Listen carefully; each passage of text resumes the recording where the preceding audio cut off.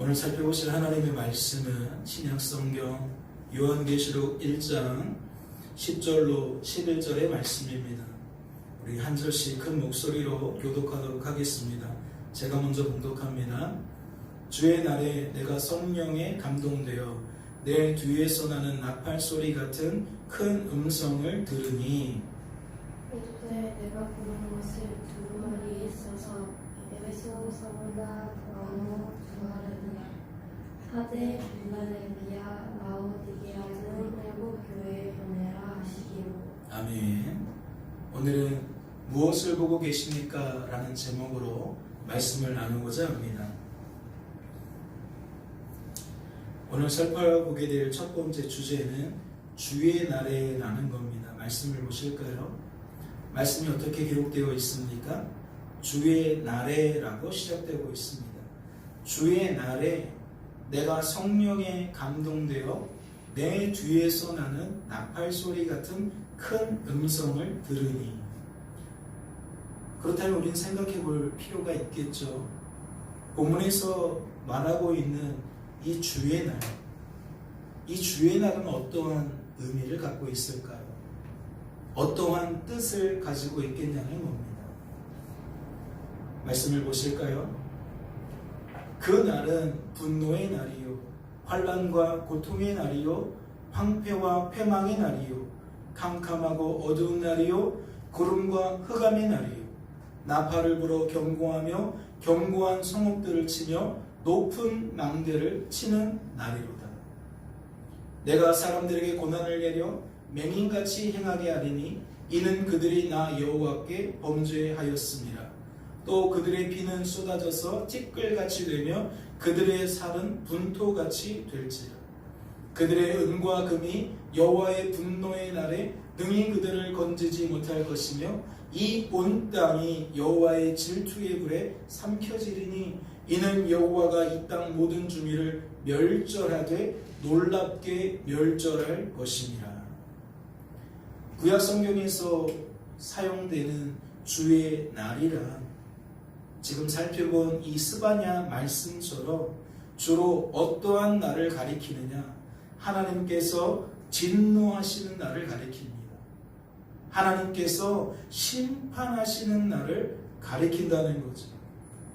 다시 말해 구약 성경에서 사용된 주의 날이라는 것은 우리 주 예수 그리스도께서 심판주로서 이 땅에 다시 오실 세상의 마지막 날, 그 날을 가리킨다는 겁니다. 이해가 되셨습니까? 주의 날이라는 건 구약 성경과 신약 성경을 통틀어서 주로 어떻게 사용되어지느냐? 마지막 날을 가리킨다는 거예요. 하나님께서 모든 인생들을 완전히 심판하시고 죄로 말미암아 죽임을 당하게 되는 그날을 가리킨다는 거죠. 그런데 성경은 주의 날에 어떠한 일도 함께라고 말합니까? 범죄한 우리들에게 죄에 대한 심판이 더해지는 그날에 다른 한편에서는 우리 구주 예수 그리스도를 나의 주 나의 하나님으로 영접한 자들에게 구원을 베푸시는 날로 소개를 합니다. 그래서 주의 날이란 과거로부터 지금까지 어떤 이들에게는 두려워 떠는 날이고 어떠한 이들에게는 너무나도 기다리고 기다리던 그 소망의 날이라고 여겨지고 있다라는 거죠. 그렇다면 오늘 본문에서 사용된 주의 날은 어떠한 의미를 갖고 있겠습니까? 심판의 의미를 갖고 있겠습니까? 구원의 의미를 갖고 있겠습니까? 인생의 끝날 그 마지막 날이라는 의미를 갖고 있겠습니까? 놀랍게도 오늘 본문 말씀은 주의 날을 의미할 때에 마지막 날을 의미하는 게 아닙니다. 오늘 본문에서 사용하고 있는 이 주의 날은 1차적으로 요한이 그리스도께로부터 계시를 받게 되어진 그 특별한 날을 의미하는 겁니다. 그가 예수님께로부터 계시의 말씀을 받게 된 그 날, 그 날을 주의 날로 소개하고 있다는 거죠. 2차적으로는 초대교회의 성도들이 예수님께서 장사 지낸 바 된 후에 며칠 만에 부활하셨죠? 3일 만에 부활하셨습니다.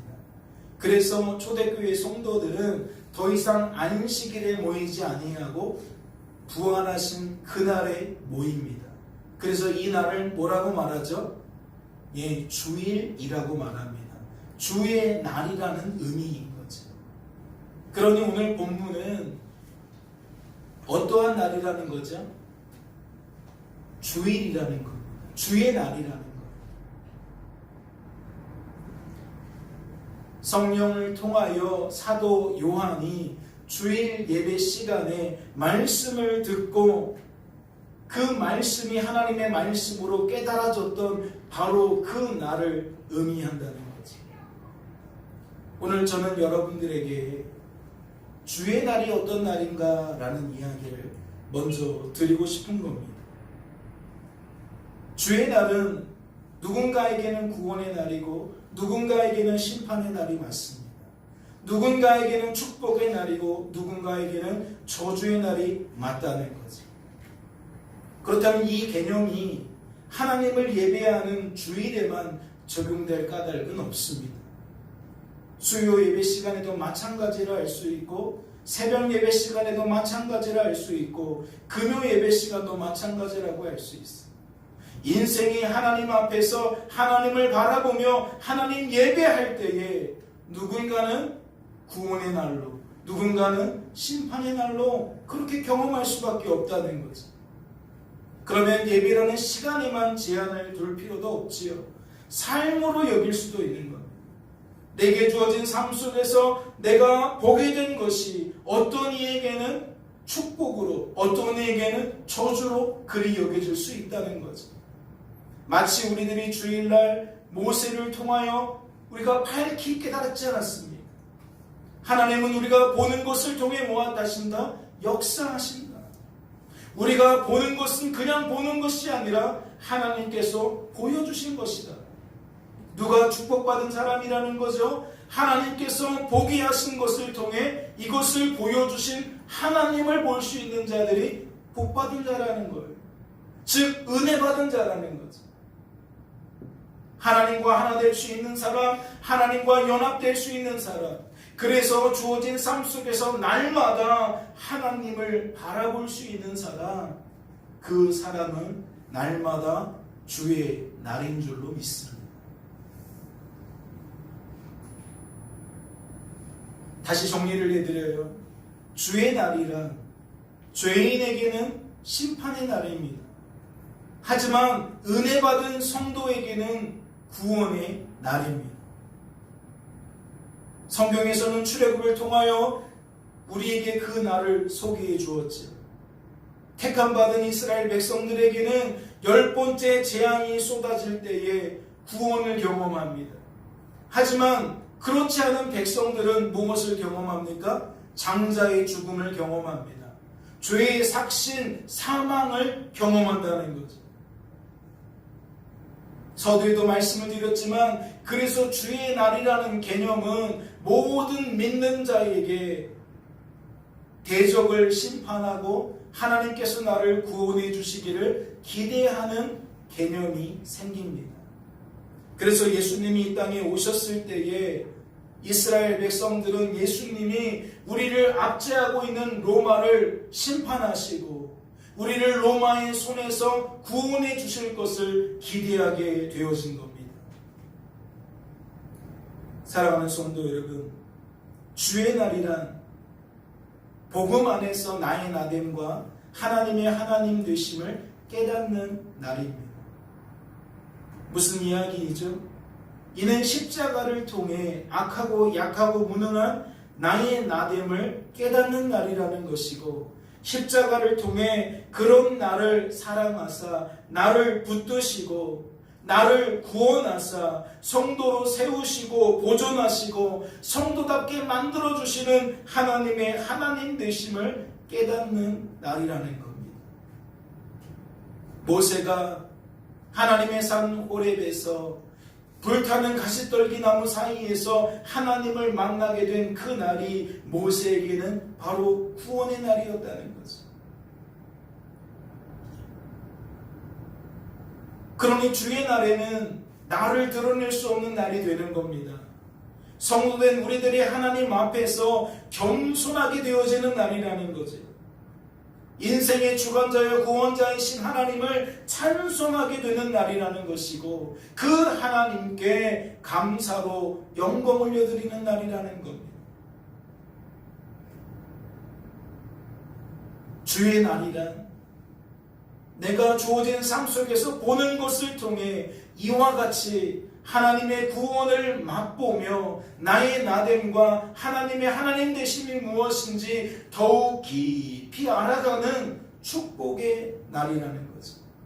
그래서 어떤 이들은 감기를 통해서도 주의 날을 맞이할 수 있는 것이고, 어떤 이는 암을 통해서 구원의 날을 맞이할 수 있는 것이고, 어떠한 사람들은 물질의 어려움을 통해, 어떠한 사람은 친구 또는 그 부모 또는 그 대인관계 속에서 나타나는 어려움들을 통해 주의 날을 경험할 수도 있는 겁니다.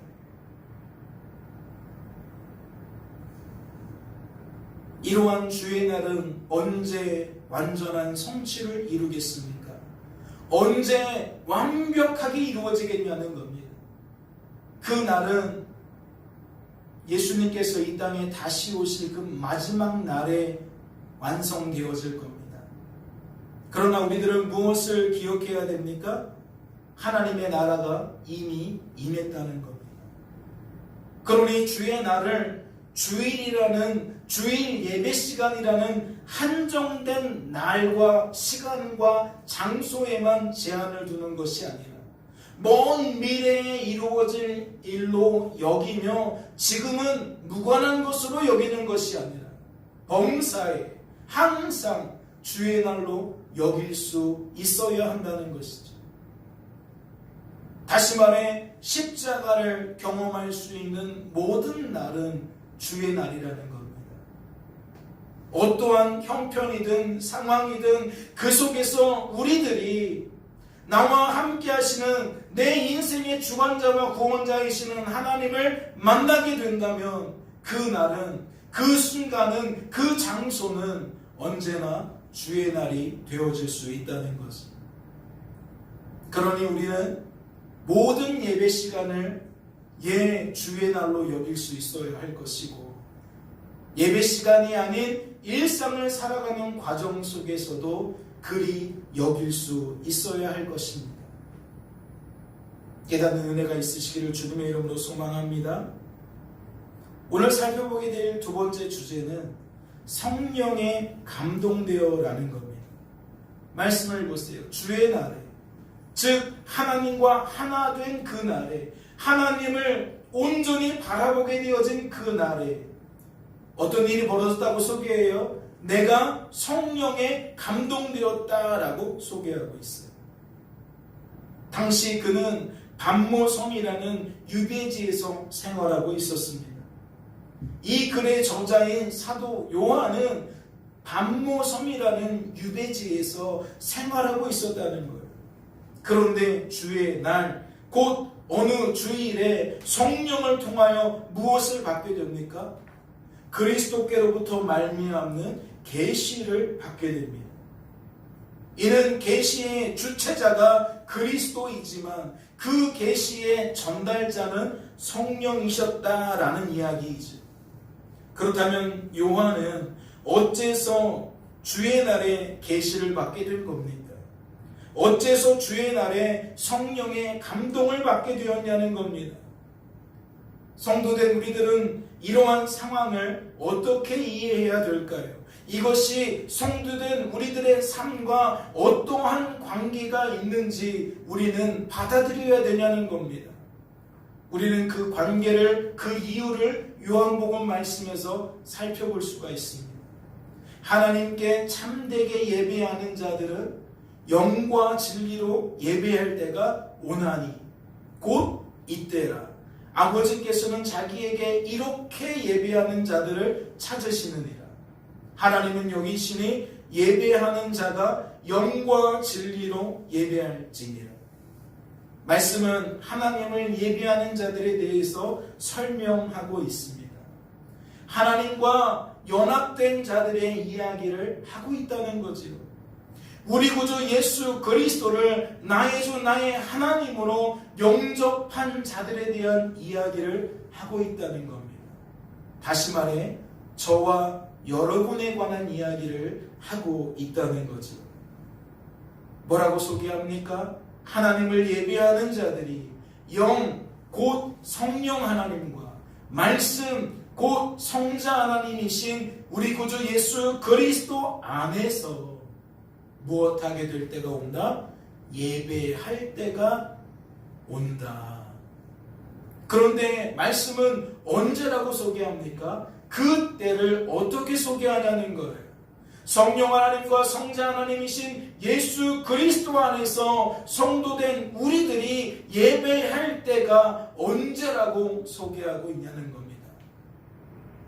이 땅에 초림하신 예수님은 지금이 바로 그때라고 소개하고 있습니다. 다시 말해 예수님이 이 땅에 초림하신 그 날로부터 재림하실 그 날이 곧 이때라는 거예요. 즉 모든 종말의 시간들은 바로 이때라는 거죠. 하나님을 예배하는데 성령과 예수 그리스도 안에서 하나님을 예배하는 이 시대가 지금 열려졌다는 겁니다. 이는 어떠한 의미냐? 예수께서 십자가에서 모든 것을 이루셨다라고 말씀하시고 이 땅에 새롭게 태동된 교회의 시대를 말하는 겁니다. 즉 사도행전에서 소개하고 있는 성령의 시대를 가리키고 있다는 거죠. 우리 구주 예수 그리스도 안에서, 즉 복음 안에서 성령을 통해 하나님을 예배할 수 있는 시대, 그게 바로 언제다? 지금이다. 다시 말해 우리 구주 예수 그리스도를 나의 주 나의 하나님으로 영접한 자들은 날마다 내주하시는 성령의 도우심을 따라 예수 그리스도 안에서 하나님을 예배하게 된다는 겁니다. 그 맛을 누가 보고 있는 거예요? 사도 요한이 유대지라는 척박한 땅에서, 척박한 환경 속에서 경험하고 있는 거예요. 주의 날에 내가 성령에 감동되어, 요한은 주의 날에 성령에 감동이 되어 그리스도의 계시를 받게 되었습니다. 그렇다면 성도된 우리들은 이 일을 통해 무엇을 깨달아야 될까요? 이 일은 오직 요한에게만 이루어진 일일까요? 오직 요한에게만 이루어질 수 있는 일이겠냐는 겁니다. 다시 말해 영과 진리로 예배할 수 있는 것은 요한에게만 제한된 사건이냐는 거죠. 그렇지 않습니다. 이 일은 하나님의 그 기쁘신 뜻을 따라 하나님을 예배하게 된 모든 성도들에게 이미 이루어진 일이고, 지금 이 시간에도 이루어지고 있는 일이고, 내일도 새벽 예배 시간에, 그 다음날 새벽 예배 시간에, 금요기도회 시간에, 주일 예배 시간에 계속적으로 이루어질 일이라는 거죠. 그러니 우리들은 무엇을 확인해야 됩니까? 내가 지금 성령 하나님 안에서, 성자 하나님이신 우리 구주 예수 그리스도 안에서 하나님을 예배하고 있는지를 점검해야 될 줄로 압니다. 한 번 더 생각해 볼까요? 오늘 살펴보게 될 세 번째 주제는 큰 음성을 들으니라는 겁니다. 말씀을 보세요. 주의 날에 내가 성령에 감동되어 어떠한 일을 경험합니까? 내 뒤에서 나는 나팔 소리 같은 큰 음성을 들으니. 요한은 그날 하나님 때문에 나팔 소리 같은 큰 음성을 들었습니다. 즉 그는 무엇을 통해? 소리를 통해 계시를 받았다는 거예요. 이러한 신앙생활의 원리는 로마서에서도 확인할 수가 있습니다. 한번 보실까요? 그러므로 믿음은 들음에서 나며 듣는 것에 대한 이야기를 하고 있죠. 들음은 그리스도의 말씀으로 말미암았느니라. 믿음의 출처가 무엇이라는 거예요? 듣는 곳에 있다는 거예요. 무엇을 듣는다는 거죠? 하나님의 소리를 듣는 곳에 있다는 거예요. 즉 말씀을 듣는 곳에 있다는 거죠. 이러한 신앙생활의 원리에 대해 우리들이 반드시 기억해야 될 것이 있습니다. 그것이 무엇일까요?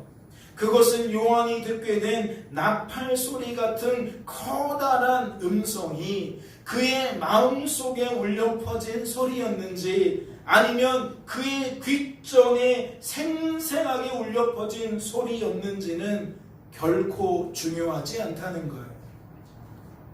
다시 말해 외부적인 어떤 형체가 있는 소리였든지 내면적인 어떠한 형체가 없는 소리였는지는 결코 중요하지 않다는 거죠.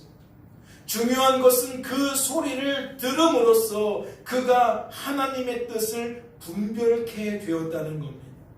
즉 그 소리가 하나님께서 내게 주신 소리로 그가 깨달았다는 것이 가장 중요하다는 거죠. 그렇다면 우리들은 무엇을 궁금해해야 됩니까? 그 소리가 어떤 종류의 소리였는지가 궁금할 것이 아니라 과연 그가 깨닫게 된 그 메시지가 무엇인지 우리는 관심을 기울여야 될 것입니다. 말씀을 보세요. 이르되 내가 보는 것을 두루마리에 써서 에베소, 서머나, 버가모, 두아디라, 사대, 빌라델비아, 라오디게아 등 7 교회에 보내라 하시기로. 거듭해서 말씀을 드립니다. 지금 이 말씀이 그에게 외부적인 어떤 형체가 있는 소리로 들렸는지 아니면 내면적인 어떠한 형체가 없는 소리로 들렸는지는 결코 중요하지 않다 그랬어요. 왜냐하면 그것은 우리의 소관이 아니라 하나님의 소관이기 때문입니다. 제가 여러분들에게 저의 육성을 통해 하나님의 말씀을 대언할 때에 여러분이 그 음성을 듣는 것처럼 요한이 들었든지 아니면 그런 것과 전혀 상관없이 내면의 깨달음으로 그가 듣게 되었는지는 결코 중요하지 않다는 거지요. 다시 말해 하나님의 그 기쁘신 뜻에 따라 그가 외부적인 소리로 들을 수도 있고 외부적인 것과는 상관없이 내면 안에서 깨달음 속에 주어졌을 수도 있는 거니까 그것에 관심을 두지 말라는 겁니다. 중요한 것은 하나님께서 하나님의 뜻을 따라 그리 하신 것이니 우리가 거기에 관심을 둘 이유가 없다는 거지요. 중요한 건 그것이 하나님에 의한 것이었다는 거예요.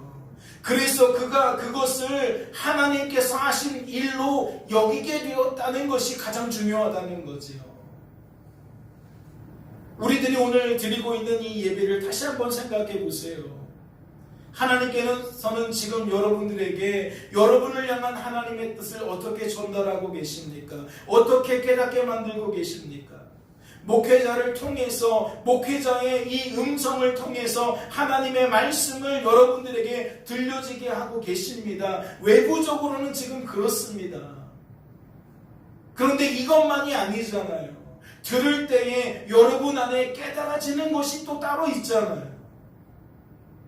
그러니 하나님께서 하신 일을 두고 이것 때문이다 저것 때문이다 갑론을박할 필요가 없고 무엇이 핵심이다? 하나님께서 하신 일이 하나님께서 하신 일로 사도 요한에게 여겨졌다는 거예요. 즉 하나님의 말씀이 말씀으로 여겨졌다는 거지요. 사람의 말로 들리지 않았다는 겁니다. 우연한 말로 들리지 않았다는 거예요. 의미 없는 말로 들리지 않았다는 거예요. 그날 그곳에서 그가 경험케 되어진 것은 또렷한 하나님의 것으로 그에게 여겨졌다는 거죠. 이는 무엇을 강조하고 있는 겁니까? 우리들이 보게 된 것을 통해, 듣게 된 것을 통해 그것을 보여주고 그것을 들려주신 하나님을 바라볼 수 있느냐라는 질문을 드리는 겁니다. 하나님께서 하신 일을 하나님께서 하신 일로 여기게 되었냐라는 것을 묻고 있다는 거지요. 인생의 글이 여길 수 있는 것은 무엇 때문입니까? 하나님께서 은혜를 베풀어 주셨기 때문입니다. 우리가 모세의 삶을 통하여 그것을 확인하지 않았습니까? 하나님의 은혜가 없으면 하나님께서 하신 일들을 경험하면서도 하나님을 볼 수 없습니다. 사람과 환경만 볼 수밖에 없다고요. 이 시간에도 말씀을 듣고 있지만 이 앞에 있는 목회자를 주목할 수밖에 없다니까요. 저 목회자의 음성이 어떠하고 저 목회자의 그 내는 말이 어떠하고 어떠한 방식이고 그렇게 사람적인 것에 환경적인 것에 함몰될 수밖에 없다는 거죠. 하지만 그게 중요한 게 아니라고요. 신앙생활의 핵심은 내게 주어진 삶 속에서 내가 보고 듣는 것을 통해 그것을 보여주시고 들려주신 하나님을 보느냐, 하나님의 음성을 듣느냐, 그것이 중요하다는 겁니다. 오늘도 이 시간에 하나님은 역사하고 계십니다. 부족한 종을 통해서 역사하고 계십니다. 이 생수가 흐르는 교회라는 공동체를 통해 역사하고 계십니다. 다시 말해 성령 하나님께서 감화와 감동을 하고 계신다는 거지요. 우리의 마음속에 우리를 향하신 아버지의 뜻이 무엇인지 지금 이 시간 깨닫게 만들고 계신다는 겁니다. 우리가 주어진 삶 속에서 어떠한 삶을 살아가기를 바라시는지, 어떠한 삶을 살아가도록 만들고 싶으신지 우리는 발견하게 된다는 거지요.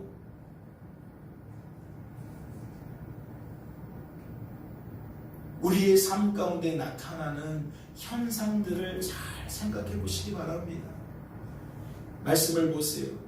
귀 있는 자는 성령의 교회들에게 하시는 말씀을 들을지어다 라고 되어 있어요. 들을지어다. 뭐예요? 하나님께서 하신 일을 하나님께서 하신 일로 여길지어다 라는 거예요.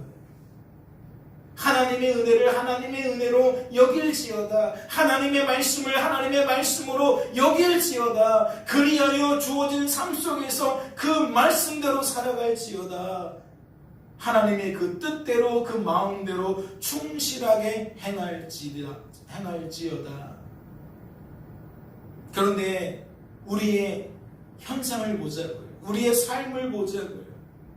어떠한 사람은 예배 시간에 찬송을 통해 기도를 통해 말씀을 통해 나를 향한 아버지의 뜻이 무엇인지 깨닫습니다. 그리고 그 깨닫는 것을 인정하고 고백하면서 삶으로 이어가는 자들이 있어요. 그런데 어떠한 이들은 절대 그렇지 않죠. 하나님의 소리를, 즉 계시를 동일하게 듣고 있지만 사실은 그는 들을 수가 없어요. 듣고 있지만 들을 수가 없다는 거예요. 무슨 의미입니까? 하나님이 내게 주신 말씀으로, 하나님이 내게 주신 마음과 생각으로 그는 여길 수가 없다는 거지. 목사의 말로 듣기 바빠요. 그냥 잠깐 그런 생각이 들었나 보다라고 여길 때가 많아요. 아, 이건 하나님과 상관없이 내 마음이지 라고 여길 때가 많다는 거죠. 그러니 어떤 결과가 나타납니까? 하나님의 소리를 따를 수가 없습니다. 사람의 말로, 사람의 마음과 생각으로 취급해 버리기 때문에 내 마음과 내 생각과 그것을 비교하다가 결국에는 이것도 저것도 아닌 게 된다는 거죠. 삶 속에서 하나님을 놓치고 살 때가 많다는 겁니다. 여전히 나를 주장하며 살아갈 수밖에 없다는 거지요. 곡 깨달아서 무언가 따를지라도 그는 하나님에 의한 일을 그리 여기지 못하기요. 결국 누가 한 일로 여겨요? 내가 한 일로 여겨요. 사람이 한 일로 여겨요. 그러다 보니 그의 입술에 하나님 자랑이 멈추고 사람 자랑이 많아지는 겁니다. 하나님 찬송이 끊어지고 사람 찬송이 늘 가득하다는 거지요. 그렇다면 계시록 말씀을 다시 살펴볼까요? 이르되 내가 보낸 것을 두루마리에 써서 7교회에 보내라고 했어요. 여기서 사용된 이 써서라는 말은 즉각적인 이행을 촉구하는 의미를 갖습니다. 즉 써라고 하는 것은 지금 바로 쓰라는 이야기를 내포하고 있다는 거죠. 그렇다면 요한은 성령의 감동을 받게 되었어요. 성령으로 충만하게 되었어요. 하나님의 뜻으로 하나님의 마음으로 가득 채워졌다는 거예요. 과연 어떠한 삶을 살게 될까요? 하나님의 뜻이 내 생각이 되고 내 감정이 되고 내 의지가 된 사람은요, 지체함이 없어요. 바로 뭐 하는 거예요? 실행에 옮기는 거예요. 아무개를 네가 좀 도와주면 좋겠어 라고 하나님이 마음에 감동을 주신다. 그러면 어떻게 해요? 지갑을 열고 있는 것을 그에게 준다라는 거지. 은혜 받은 사람의 특징은 다른 게 아니에요. 하나님의 말씀이 하나님의 말씀으로 여겨진 사람의 특징은 즉시 그 말씀대로 순종한다는 거예요. 그렇다면 요한은 어떻게 반응하겠습니까? 요한은 하나님께서 말씀하신 대로 즉시 따랐을 겁니다. 다시 말해 즉시 두루마리에 써서 보냈을 것이라는 이야기이죠. 이제 말씀을 정리할까요? 여러분은 어떠한 삶을 살고 계십니까? 하나님과 밀접하게 하나 되는 삶을 살고 있습니까? 여러분 안에 하나님이 거하시는 것을 무엇으로 알고 계십니까? 어떻게 그것을 확인하고 계십니까? 날마다 주어진 삶의 자리가 주의 날이 맞습니까? 성령의 감동을 따라 그리스도께 받은 계시를 즉시 이행하는 삶이 이루어지고 있습니까? 하나님이 내게 주신 마음이 내게 주신 마음으로 여겨지지 않아서 늘 주저하고 계시는 것은 아닙니까? 기도해야 될 때에 기도하지 못하고, 뭔가 하나님이 하라고 하신 일 하지 못하고, 하지 말라는 일 하지 않을 수 없고, 엉뚱하게 살아가고 계시는 것은 아니냐는 겁니다. 마치 하나님이 보게 만드신 것을 통해 하나님은 보지 못하고 늘 사람과 환경만 바라보는 그러한 삶들을 살고 계시는 것은 아니냐는 겁니다. 이제 신앙생활에 초보 딱지를 띄웠으면 좋겠습니다. 이제 믿음 생활에 조금 더 박차를 가했으면 좋겠습니다. 날마다 말씀을 가까이 하십시오. 날마다 기도 생활을 가까이 하십시오. 그리고 주어진 삶 속에서 하나님을 찬송하고 하나님을 의지하고 하나님께 감사드리는 그러한 삶들을 더 가까이 하십시오. 여러분 주변에 그러한 삶들을 살아가는 이들이 너무나도 부족할 수 있습니다. 그런데 그것을 이상하게 여기지 말고 그들과 상관없이 여러분은 그러한 삶들을 살아가시라는 거지요. 그러한 담대함이, 그러한 확신이 우리 구주 예수 그리스도 안에서 오늘 이 시간 여러분에게 충만하게 채워지는 은혜가 있기를 주님의 이름으로 소망합니다. 잠시 기도합니다. 하나님 아버지, 우리들은 우리 안에 거하시는 하나님을 너무 놓치고 살 때가 많습니다. 우리 안에 거하시는 하나님이 하나님의 뜻을 날마다 이루고 계심을 우리들이 놓치고 살 때가 많습니다. 그리하여 나를 통해 하나님이 많은 일들을 행하셔도 그것이 하나님께서 하신 일로 여기지 못하고 내가 한 일로 여길 때가 많습니다.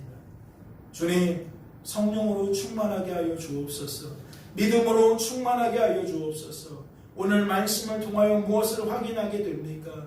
하나님은 하나님의 뜻을 따라 반드시 그러한 일들을 행하신다는 겁니다. 사도 요한만 그런 것이 아니라 우리들의 삶도 언제나 그러하다는 겁니다.